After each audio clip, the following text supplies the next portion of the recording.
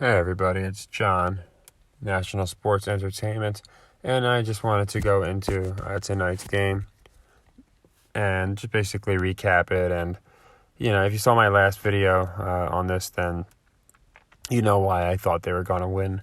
And I'm just going to go into some of the narratives that I saw. And just to preface this, I would like to say, first off, thank you, just everybody that's been so kind and positive to my channel and to me. I really do appreciate it. I've been putting out different sports videos, just in my opinion, just showing how I think it's more than rigged, but it's just a corrupt cesspool. The organizations, and I just see it in all the leagues. So just everybody that's also commenting stuff that they're noticing, and just being generous and being so nice. I appreciate it. I just, like I said, if I'm making these picks, and especially because I'm not good at editing or anything, I can screen share. So there's no reason for me not to just show you. And if you want to follow along, if it's your first time watching, we started at 185 about a week ago. So it's just the system works. But to that, I wanted to say I know a lot of people see we have a good record. We've been picking really well. But I wouldn't want any person to, and I'll give feedback on any game you ask, but I just wouldn't want any person to put money they couldn't afford, or just a good sum of money on a game, on an individual game that I pick. If you haven't seen the videos, then obviously you haven't seen this. But if you have, I do a very methodical system in which there's sequences, and I just do single bets. And you can watch the playlist to see how we went from 185 to where we're at. But yeah, that I use this system because it's proven to be true. I've watched, again, a guy, it's called the Rig system because I got it from a random internet guy. And it was on some kind of sub forum on a sports betting site.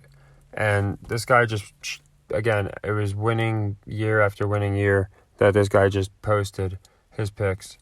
So it was pertaining to baseball, but it's the same principle. I use metrics that are proven to be almost unbeatable. For example, the against the spread is one of the biggest ones I go to. And the reason I go to the against the spread is because no team, I went back to 2016, 2015, and I could probably keep going. There's no team in the NFL or in college that finished 100% against the spread or zero. You see the worst we have is 25 and 68. And if you go through the years, you'll see it go as high as 74 and as low as, I think, 18, is the absolute lowest it ever was. So that's a huge metric. We didn't use that tonight. Tonight we went off narratives. And it was my first thing that I believed was last week when Jimmy G played Denver, it seemed pretty obvious that they were getting the narrative going that he's a great guy to step into this position because he's experienced and he's hungry, and he just has to get redeveloped with the system and with the new players. And sure enough, he had a decent week last week, not great, and they lost. And on prime time, I did not expect the Niners to lose 2 games in a row. That's another reason I liked them in this game. So using my WWE logic, I figured some of the young guys were going to get put over. Kittle's older, but I figured he'd have a good game. He didn't really, but Deebo Samuel did. Again, Jalen Ramsey put him over. There's Jalen Ramsey is already established, so nobody's going to burn their Jalen Ramsey jerseys or not be fans of him because Samuel had a good game. And he wasn't lined up on him all game, but he was lined up on him for a bit. Wilson, I thought he would have a good game. He did have a good game. I just basically thought that because of Aaron Donald. I expected screens and misdirections, things like that. And in my last video, I said that I thought they were going to over-pursue the Rams. It just made sense, fits the narrative. And sure enough, the first touchdown, Wilson just shoots up the middle because they over-pursued. And again, I like to be objective. So, like I say, this is all scripted. And as much as I loved our 2 touchdowns that we started the game off with, I have to say they were both scripted. There's the Wilson Jr. run, again, nobody was in sight, and they just stuck an arm out. They did that fake arm thing. And then with Deebo Samuel, again, I know he's talented, but this guy caught the ball and literally ran from one end of the field to the other. You had linebackers and safeties who had 10 yards on him that were like 5 yards from the end zone taking angles, and somehow nobody made it to this guy. A linebacker was just standing there and a wide receiver knocked him on his ass. So a guy that had him outweighed by like 70 pounds. It just, and again, I'll take it. But it tells me, again, it's scripted. Cooper Kupp, of course, as usual, like I said. You bet against that guy, he's going to fucking look like a reincarnated Jerry Rice. He's ridiculous. Well, I guess he wouldn't be reincarnated. But a soul transfer Jerry Rice, because this guy runs a 4.6. This is what he ran in the draft. He's probably even slower now. He ran a 4.62. Ward runs a 4.44. He was on him most of the game. And somehow Kupp is making these perfect cuts and getting open. And there's no way this guy is that good of a route runner. And even after the catch or on these screens, he should not be blowing through the secondary and just blowing past corners. Again, to me, that just shows how scripted it really is. This guy shouldn't average more than 500 yards a year. Again, he runs a pretty sharp route. That's about it. And he has good hands, of course, which I think that's even Magnus and shit. But not to get too much into that, I want to get into the game. But I picked the game because, again, I thought it was scripted, and it just seemed like the Niners could not lose this game. The Rams don't need this win. They just won the Super Bowl, and that gets into another narrative where you just had Brady who won the Super Bowl. Mahomes put him over. So, of course, Brady's going to put over Mahomes in their last ever matchup. Here you got the Niners at home.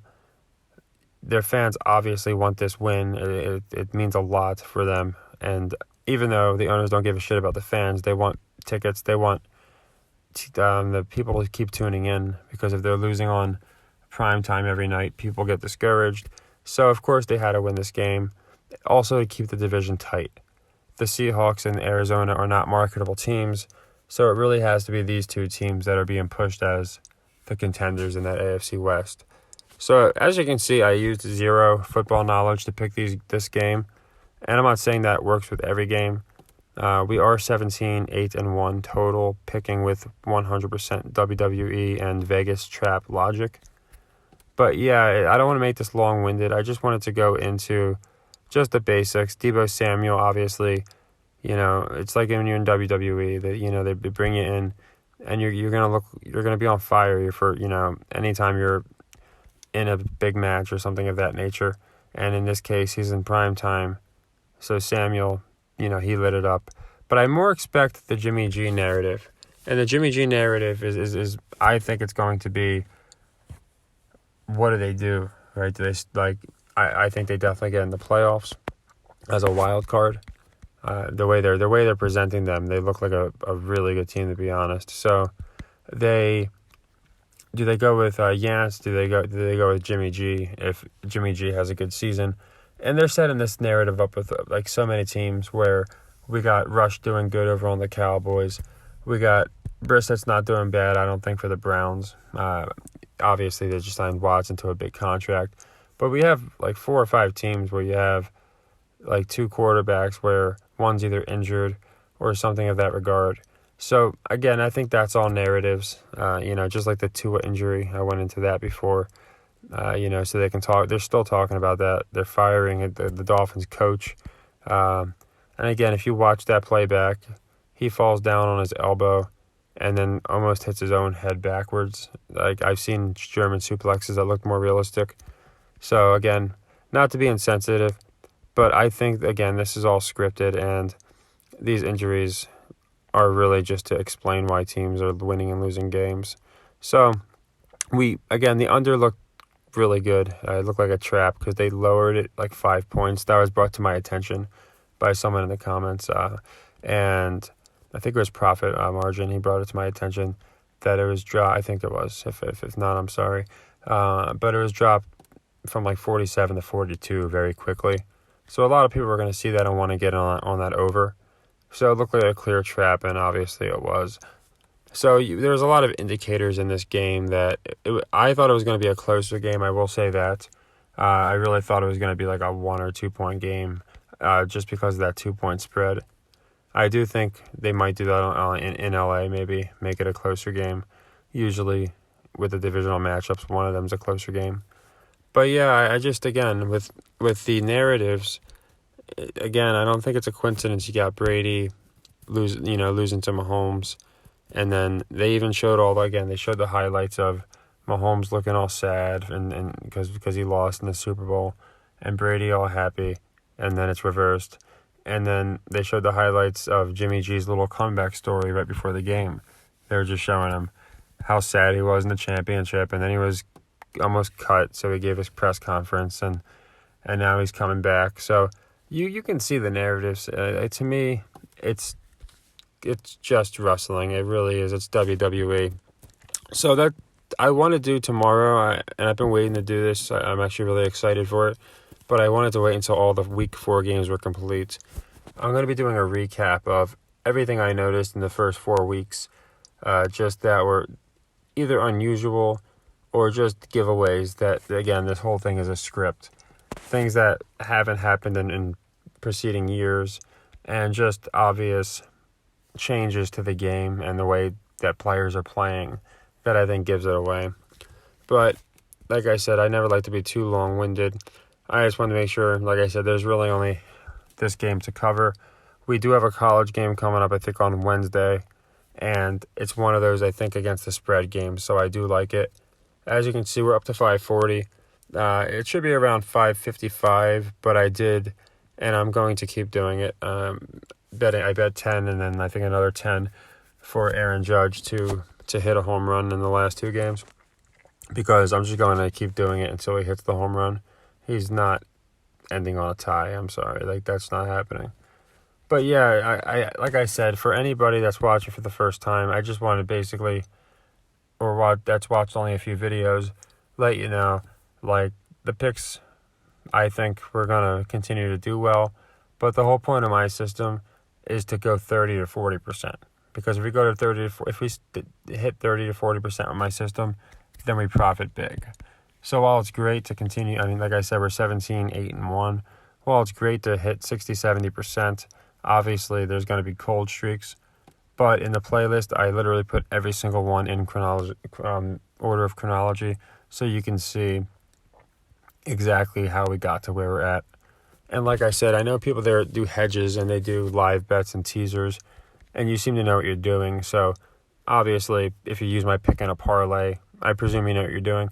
But I just wouldn't want somebody to hear, he's been right on the last 3. I'm going to put it all on this next pick, because, you never know. Our first 2 picks were actually losses. So, we started with 185, and it was 2 college games. It was loss.